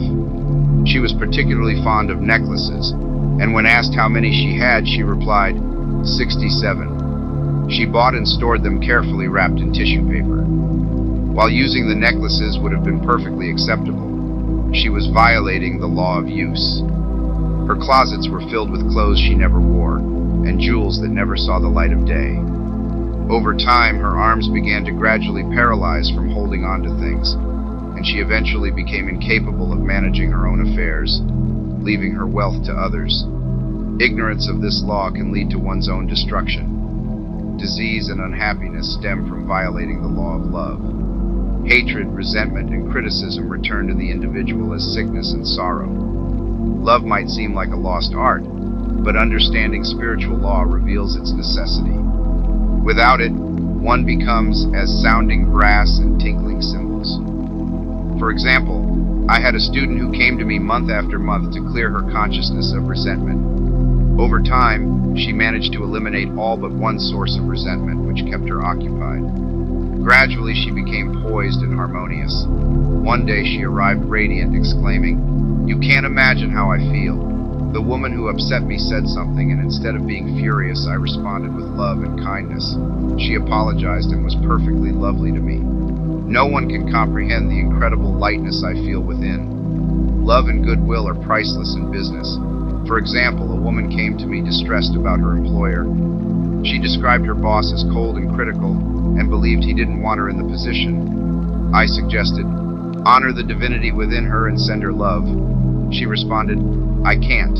She's like a marble statue. I replied, remember the sculptor who requested a specific piece of marble because he saw the angel within it? He created a magnificent work of art from it. She agreed to try it. A week later, she returned and said, I followed your advice, and now the woman is very kind and even took me out in her car. Sometimes people feel regret for past unkindnesses, even from years ago. If you can't right the wrong, you can neutralize its effects by performing a kindness in the present. One thing I do, forgetting what lies behind and reaching forward to what lies ahead. Sorrow, regret, and remorse can erode the body's cells and poison one's personal atmosphere. A woman confided in me, treat me to be happy and joyous because my sorrow makes me so irritable with my family that I only create more karma. I was asked to support a woman mourning her daughter. I dismissed any belief in loss and separation, affirming that God was her joy, love, and peace. The woman regained her composure immediately, but asked her son to send word that she no longer needed treatment because she was so happy it didn't seem respectable. Mortal mind often clings to its griefs and regrets. I once knew a woman who continually boasted about her troubles, which only ensured she always had something to complain about. The old belief was that if a mother did not worry about her children, she was not a good mother. However, we now understand that motherly fear can contribute to many illnesses and accidents in children. Fear vividly imagines the very dangers it dreads, and these fears manifest if not addressed. A mother who can sincerely entrust her child to God's care, trusting in divine protection, is truly blessed. For example, a woman awoke suddenly in the night, sensing that her brother was in grave danger. Rather than succumbing to her fears, she began affirming the truth, saying, man is a perfect idea in divine mind and is always in his right place. Therefore, my brother is in his right place and is divinely protected. The following day, she learned that her brother had been near a mine explosion but had miraculously escaped harm. Each person is their brother's keeper in thought. Everyone should understand that what they love dwells in the secret place of the Most High and abides under the shadow of the Almighty. No evil shall befall thee, neither shall any plague come near thy dwelling. Perfect love casts out fear. He that fears is not made perfect in love, and love is the fulfilling of the law. Chapter 8. Guidance from Intuition. There is no accomplishment too grand for someone who understands the power of their words and follows their intuitive guidance. By speaking with intention, one can activate unseen forces to transform their body or reshape their circumstances. Thus, it is crucial to choose the right words carefully, as the student selects affirmations to project into the unseen. They know that God is their source of supply, and that their spoken word activates this supply. Ask, and you shall receive. Man must make the first move. Draw near to God, and he will draw near to you. When asked how to manifest something, I advise, speak the word and then wait for a clear direction. Request guidance by saying, Infinite Spirit, reveal the way to me and let me know if there is anything I should do. The response will come through intuition, a casual comment, a passage in a book, or other unexpected sources. These answers can be remarkably precise. For instance, a woman who sought a large sum of money spoke the words, Infinite Spirit, open the way for my immediate supply. Let all that is mine by divine right reach me in great avalanches of abundance. She then asked, give me a definite lead and let me know if there is anything for me to do. The thought quickly arose. Give $100 to a certain friend who had supported her spiritually. She mentioned this idea to her friend, who suggested waiting for another confirmation before proceeding. That day, she encountered a woman who said, I gave someone $1 today. It was as meaningful for me as it would be for you to give someone 100. This was a clear sign, so she proceeded with the donation. It turned out to be a wise investment, as she soon received a substantial sum of money in an extraordinary way. Giving paves the way for receiving. To stimulate financial activity, one should give. The practice of tithing, or giving 1/10 of one's income, is an age-old Jewish tradition known to bring prosperity. Many of the wealthiest individuals in this country have been tithers, and I have never seen it fail as a method of investment. When you give, whether it's a tithe or a gift, it should be done with love and joy, as God loves a cheerful giver. Bills should be paid with a positive attitude, and money should be sent out fearlessly and with a blessing. This mindset allows one to master money. When approached correctly, one spoken word opens vast reservoirs of wealth. Often, individuals limit their supply by their own restricted vision. Sometimes, even with a deep sense of potential wealth, a student may hesitate to take action. Vision and action must work together, as demonstrated by the man who purchased a fur-lined overcoat. A woman came to me seeking a new job, asking me to speak the word for her. I prayed, "Infinite Spirit, open the way for this woman's ideal position." It's important to ask not just for a position, but for the right one, the position that has already been planned in divine mind, as it will be the one that truly satisfies. I gave thanks that she had already received the position and that it would manifest soon. Shortly after, she received offers for 3 positions, 2 in New York and 1 in Palm Beach, and was unsure which to choose. I advised her to seek a clear direction. As the decision time approached and she was still undecided, she called me one day to say, "This morning I could smell Palm Beach." She had been there before and recognized its distinctive fragrance. I replied, "If you can smell Palm Beach from here, it's clearly your sign." She accepted the position, which turned out to be very successful. Often, guidance comes at unexpected times. One day, while walking down the street, I felt a strong urge to visit a particular bakery a block or 2 away. My reasoning mind resisted, arguing, "There's nothing there that you need." However, having learned not to question such urges, I went to the bakery. Although there was nothing I wanted, I ran into a woman I had often thought about, who was in desperate need of the help I could provide. It's common to seek one thing and find another. Intuition is a spiritual faculty that doesn't explain but simply directs. Often guidance comes during a treatment. The idea that arises may seem unrelated, but some of God's guidance is indeed mysterious.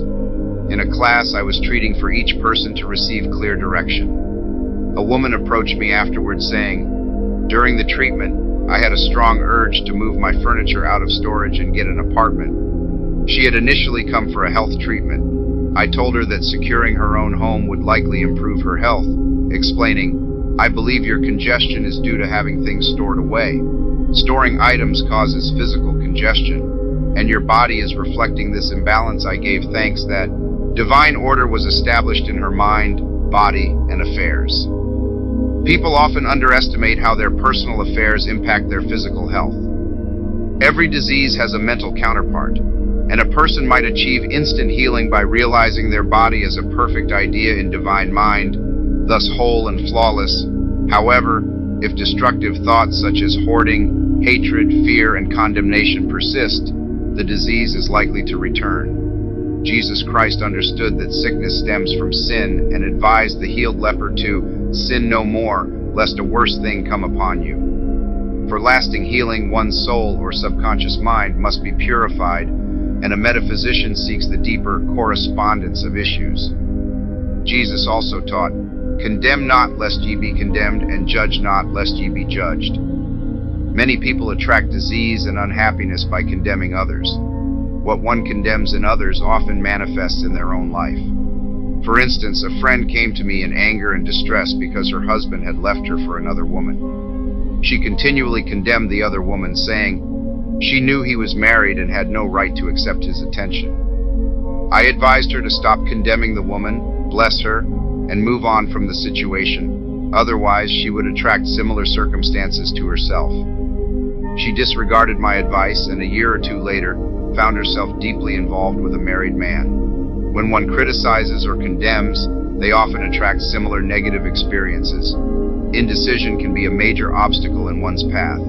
To overcome it, frequently affirm, I am always guided by direct inspiration. I make correct decisions swiftly. Repeating these words impresses the subconscious, leading one to become more alert and decisive. It is counterproductive to seek guidance from the psychic realm, as it is influenced by many minds and not the singular one mind. Opening oneself to subjectivity can make one vulnerable to destructive forces. The psychic plane reflects mortal thought and operates on the plane of opposites, meaning it may deliver both positive and negative messages. Methods like numerology and horoscope readings often confine one to the mental or mortal plane, focusing solely on karmic paths. For instance, a man who was predicted to die years ago according to his horoscope is still alive and leading a significant movement for human upliftment. To counteract a prophecy of doom, one must have a strong mind and declare, every false prophecy will fail. Every plan not made by my Father in heaven shall be dissolved. The divine plan now unfolds. Conversely, if a positive prophecy of happiness or wealth has been given, nurture and expect it, as it will manifest through the law of expectancy. One's will should align with the universal will. I will that God's will be done. It is God's will to grant every righteous desire, and one's will should support this perfect vision unwaveringly. The prodigal son said, I will arise and go to my father. Leaving behind the superficialities of mortal thinking often requires a strong effort of will, as faith can be more challenging than fear. An awakened individual recognizes that external disharmony reflects internal mental discord. If one stumbles or falls, it indicates a lapse in consciousness. For example, a student mentally condemned a woman thinking, that woman is the most disagreeable on earth, when she was nearly knocked over by a group of Boy Scouts. She didn't condemn them, but instead called upon the law of forgiveness and saluted the divinity in the woman. The ways of wisdom are always paths of pleasantness and peace. When you make a demand on the universal, be prepared for unexpected outcomes. Things might seem to be going wrong, but in reality, they could be unfolding perfectly. For instance, a woman learned that in divine mind, there is no loss, so she could not truly lose anything that rightfully belonged to her. Anything lost would be returned or replaced with its equivalent. Years ago, she had lost $2,000 she had lent to a relative. After the relative passed away, the debt was not mentioned in the will. Resentful and angry, she had no written proof of the loan, so she resolved to deny the loss and seek recovery from the Bank of the Universal. She started by forgiving the relative, as resentment and unforgiveness block access to this universal bank. She then affirmed, I deny loss. There is no loss in divine mind. Therefore, I cannot lose the $2,000 that are mine by divine right. As one door closes, another opens. The woman lived in an apartment building that was up for sale, with a lease clause stating that tenants would need to move out within 90 days if the building was sold. The landlord soon broke the lease and increased the rent. Although this seemed unjust, she remained calm and blessed the landlord, saying, Since the rent has been raised, it means I will be that much richer, for God is my supply. New leases were drawn up for the advanced rent, but due to a divine oversight, the 90-day clause was omitted. Consequently, when the landlord had the opportunity to sell the house, the tenants, including the woman, retained possession for an additional year. The agent offered each tenant $200 to vacate. Several families accepted the offer, but 3, including the woman, remained. A month or 2 later, the agent returned with a new offer. Will you break your lease for $1,500? The woman realized this was likely the $2,000 she had hoped for. Recalling her commitment to act with her friends if further discussions about leaving arose, she decided to consult them. Her friends advised, if they've offered $1,500, they'll likely offer $2,000. She agreed, and indeed she received a check for $2,000 to vacate the apartment. This was a remarkable demonstration of the law in action, where the initial seeming injustice opened the way for her to receive her due. It proved that there is no true loss, and when one takes a spiritual stand, they can draw from the great reservoir of good. As the saying goes, I will restore to you the years that the locusts have eaten. Adverse thoughts alone rob us, for no man gives to himself but himself, and no man takes away from himself but himself. We are here to prove God's goodness and to bear witness to the truth, demonstrating God's ability to bring abundance from lack and justice from injustice. Prove me now herewith, saith the Lord of hosts, if I will not open you the windows of heaven and pour out a blessing that there shall not be room enough to receive it. Chapter 9, Perfect Self-Expression. Each person has a unique path of perfect self-expression, a role and purpose that only they can fulfill. This is their destiny. The divine mind holds this perfect idea, waiting for the individual to recognize and manifest it. Since the imagination is the creative faculty, it's essential for a person to visualize this idea before it can come into reality. Thus, the highest aspiration for anyone is to uncover and align with the divine design of their life. Even if one has no clear idea of what this design entails, there may be extraordinary talents hidden within. The aspiration should be, Infinite Spirit, open the way for the divine design of my life to unfold. Let the genius within me be revealed, and allow me to see the perfect plan clearly. This ideal plan encompasses health, wealth, love, and perfect self-expression, forming the foundation of true happiness. When one makes this request, they might witness significant changes in their life, as many people have strayed far from their divine design. In one instance, a woman's affairs seemed to be hit by a cyclone, but soon after, things were readjusted and new, wonderful circumstances replaced the old ones. Perfect self-expression will never feel like hard labor. Instead, it will be so engaging that it feels almost like play. The individual also understands that as they come into the world supported by God, the resources needed for their perfect self-expression will be provided. Many a genius has struggled for years with the issue of supply, not realizing that their spoken word and faith could quickly unlock the necessary resources. For instance, a man once came to me after a class and handed me a penny. He said, "I have only 7 cents in the world, and I'm giving you 1 because I have faith in the power of your spoken word. I want you to speak the word for my perfect self-expression and prosperity." I spoke the word and didn't see him again until a year later. When he returned, he was successful and happy, carrying a roll of yellow bills. He shared that right after I spoke the word, he was offered a position in a distant city and had since achieved health, happiness, and financial abundance. Perfect self-expression might manifest as becoming an ideal spouse, a devoted parent, or a skilled homemaker, rather than necessarily pursuing a public career. By demanding clear guidance, the path will become easier and more successful. One should not force mental images or visualize rigidly. Instead, by asking for the divine design to be revealed, one will receive bursts of inspiration and begin to see themselves achieving great things. This vision is what one should hold on to unwaveringly. What you seek is also seeking you. The telephone was seeking Bell. Parents should avoid imposing careers or professions on their children. With an understanding of spiritual truth, the divine plan can be set in motion early in childhood or even before birth.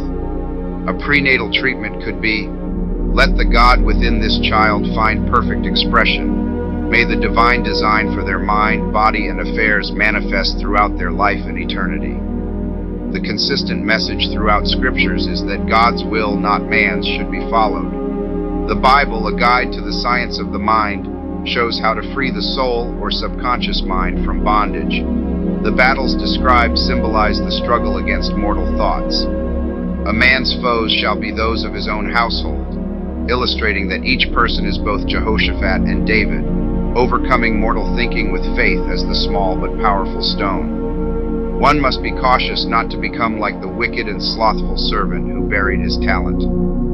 There is a significant cost to not utilizing one's abilities.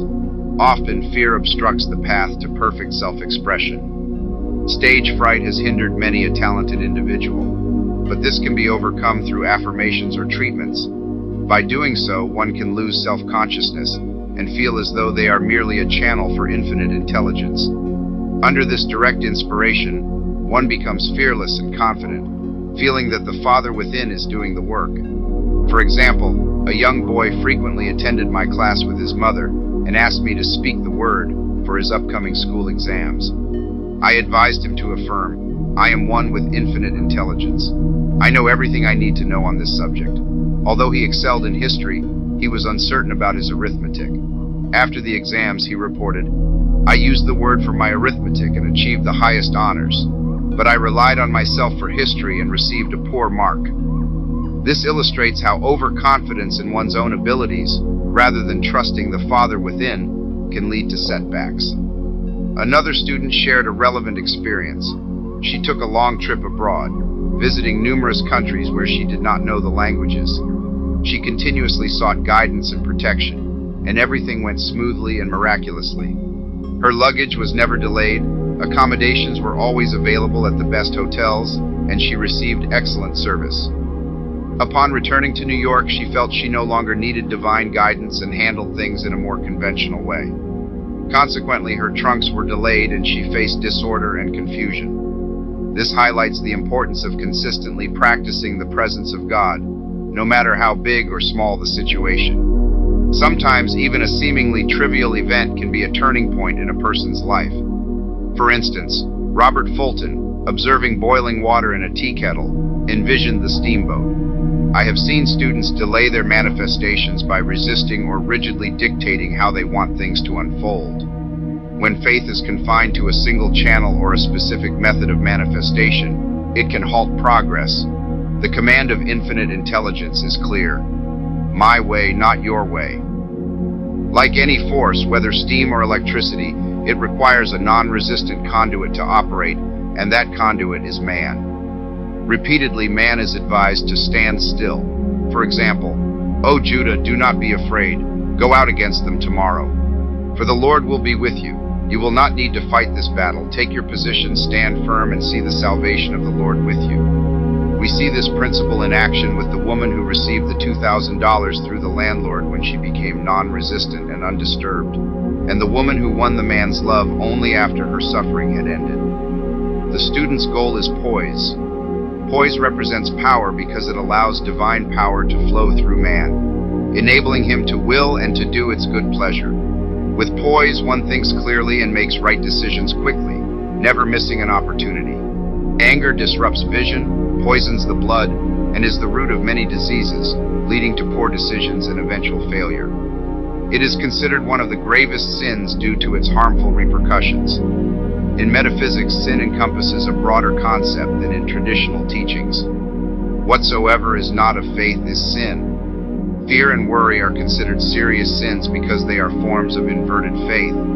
They create distorted mental images that manifest the very things one fears. The student's task is to expel these negative forces from the subconscious mind. When man is fearless, he is finished. Maeterlinck observes that man is God afraid. As discussed in previous chapters, overcoming fear involves facing what one fears. When Jehoshaphat and his army sang, "Praise the Lord, for his mercy endures forever," they found that their enemies had destroyed each other, leaving no battle to fight. For instance, a woman was asked to deliver a message to a friend but was afraid to do so, as her reasoning mind advised against it. She was troubled because she had promised to deliver the message. Ultimately, she decided to confront her fear and invoke divine protection. When she met the friend informed her that the person had left town, making it unnecessary to deliver the message. Because she was willing to fulfill her promise without fear, the situation resolved itself. A student often delays their manifestation by believing in incompletion. They should affirm, "In divine mind, there is only completion. Therefore, my demonstration is complete. My perfect work, my perfect home, my perfect health." What they seek are perfect ideas recorded in divine mind and must manifest under grace in a perfect way.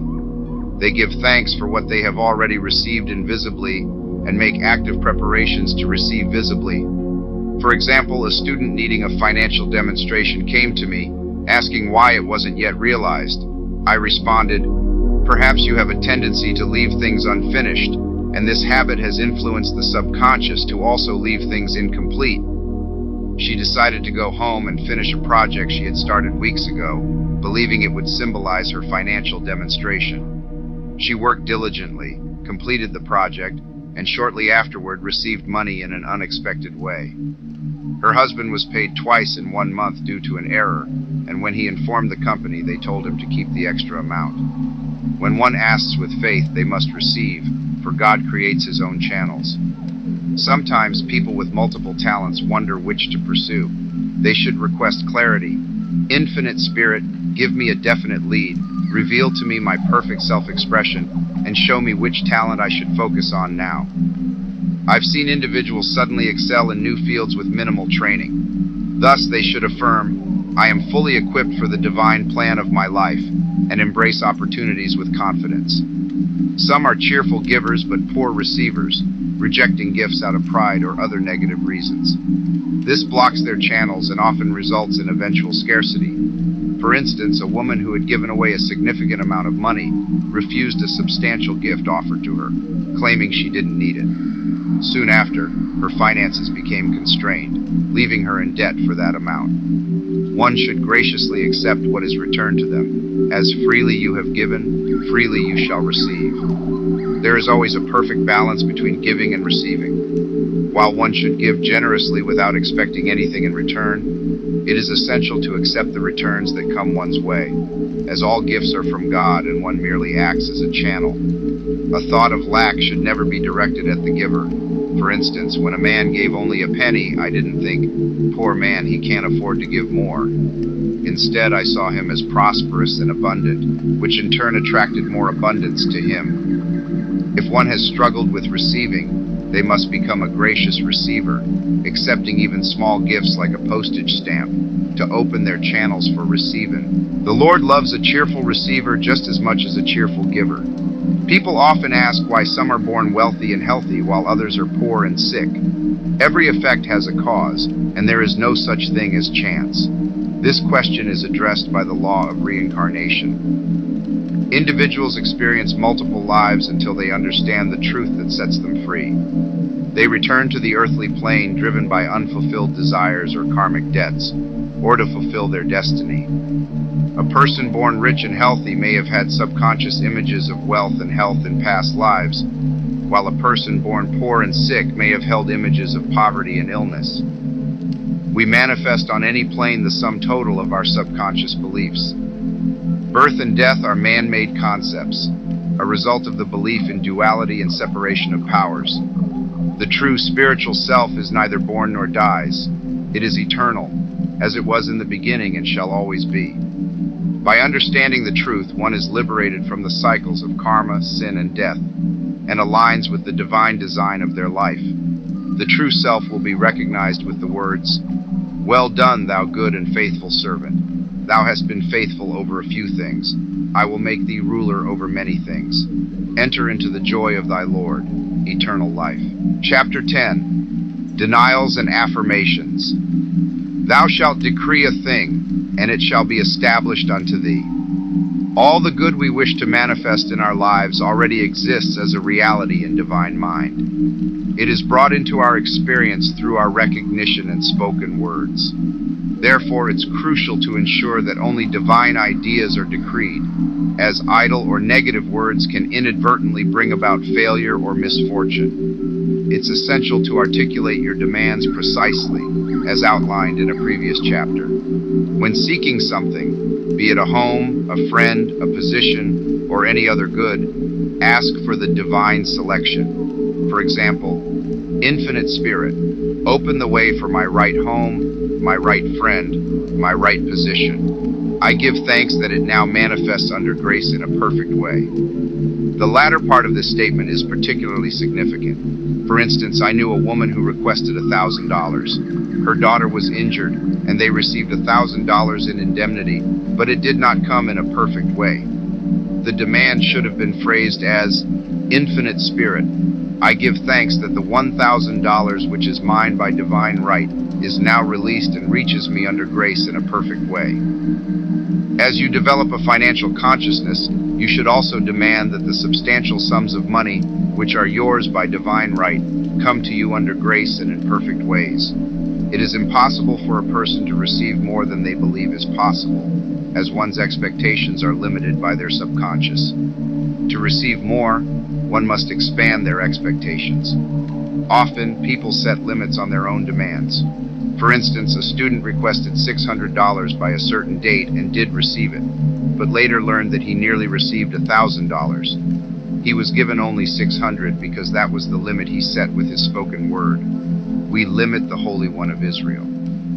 Wealth is a matter of consciousness. There's a French legend illustrating this concept. A poor man met a traveler who gave him a gold nugget, advising him to sell it for wealth. The man was thrilled and took the nugget home. He found work and became prosperous, but never sold the nugget. Years later, he met another poor man and offered him the nugget, telling him it would make him rich. The second man had the nugget valued and discovered it was merely brass. The first man became rich because he believed the nugget was gold and felt rich. Everyone has within them a gold nugget, their consciousness of abundance that attracts wealth. When making demands, one should declare they have already received, affirming, "Before you call, I will answer." Continuous affirmation strengthens belief in the subconscious. Perfect faith would mean one affirmation is enough.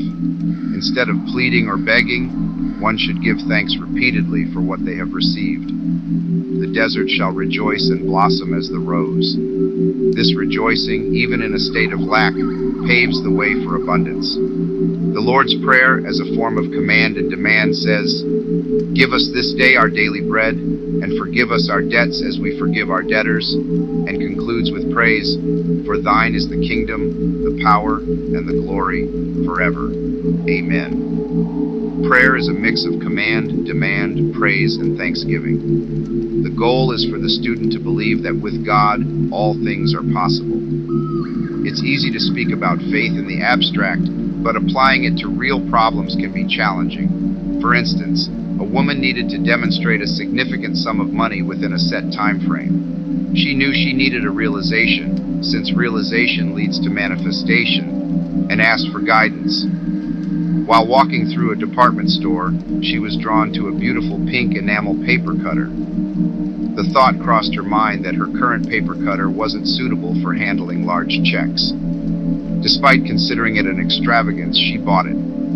Holding the paper cutter, she visualized herself opening an envelope with a large check, and within a few weeks she received the money.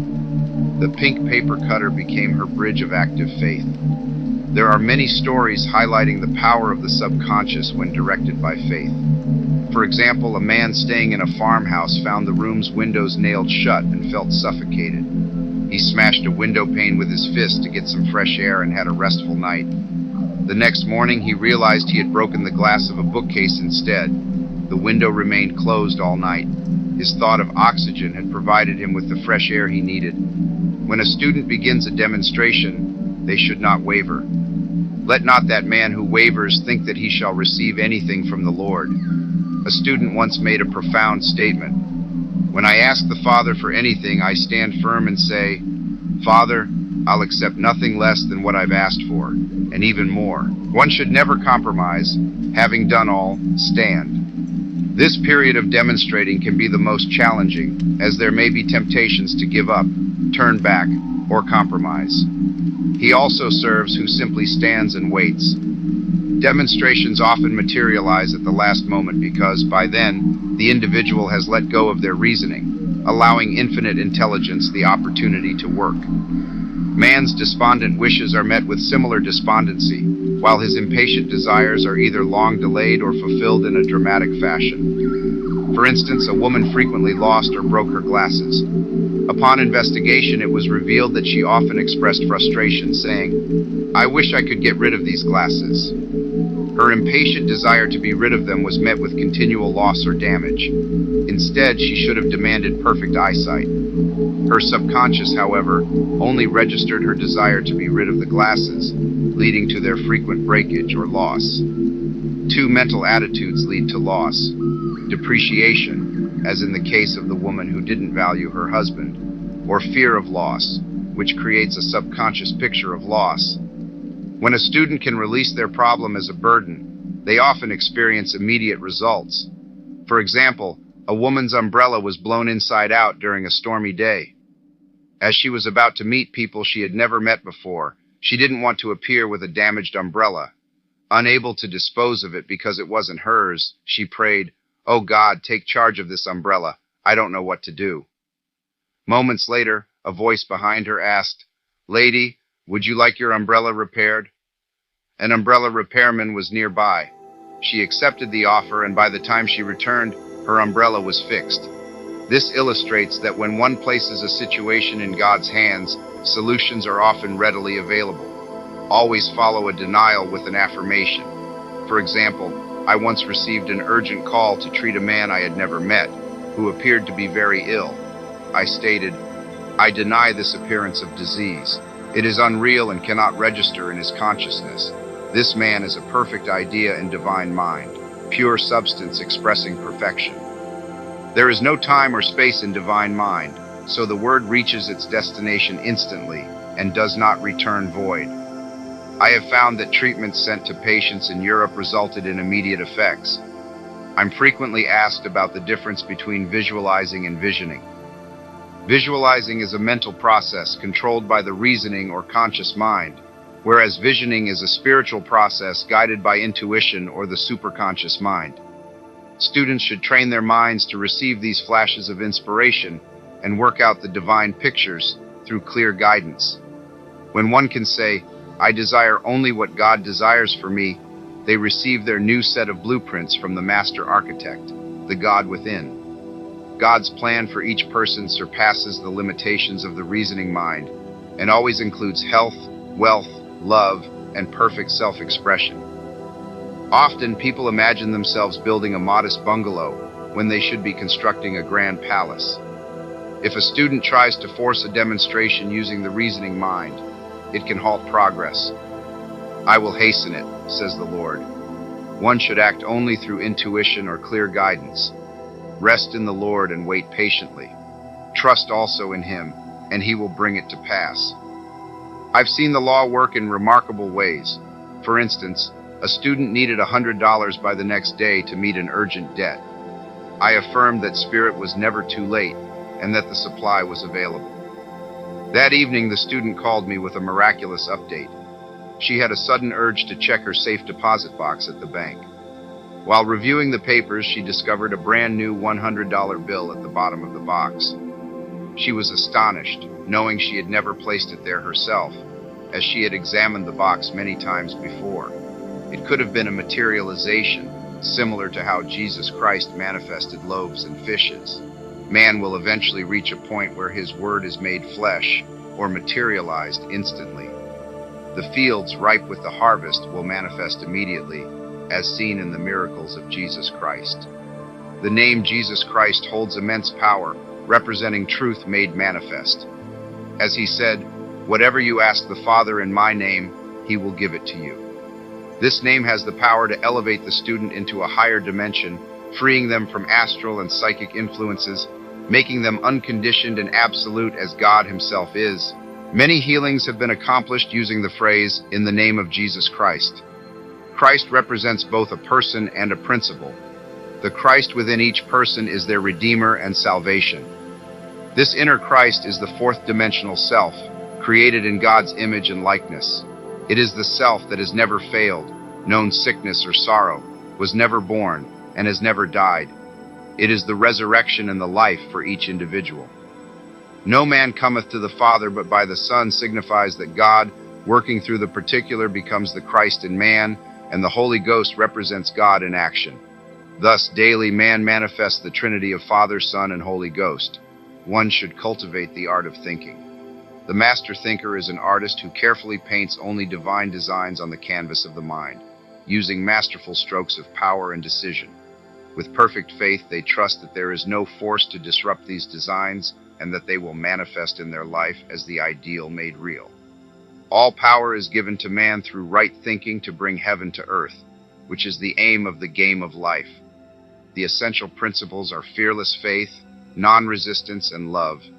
May each reader be liberated from whatever has bound them through the ages, allowing them to know the truth that sets them free, free to fulfill their destiny and manifest the divine design of their life, including health, wealth, love, and perfect self-expression. Be transformed by the renewing of your mind. End note. As you turn the pages of this work, may you find the same inspiration and illumination that guided me in rewriting these classics. This journey is a shared exploration of the infinite realms of thought and spirit, bridging ancient wisdom with modern understanding. Through the House of Shu and Soul Tribes Ministries, our mission is to continue this journey of healing and enlightenment. May these words resonate with your soul and spark a transformation within you, just as they did for me.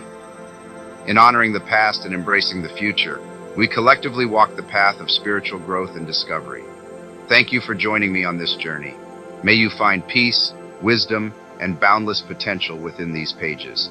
Shaman Shu, the Urban Shaman.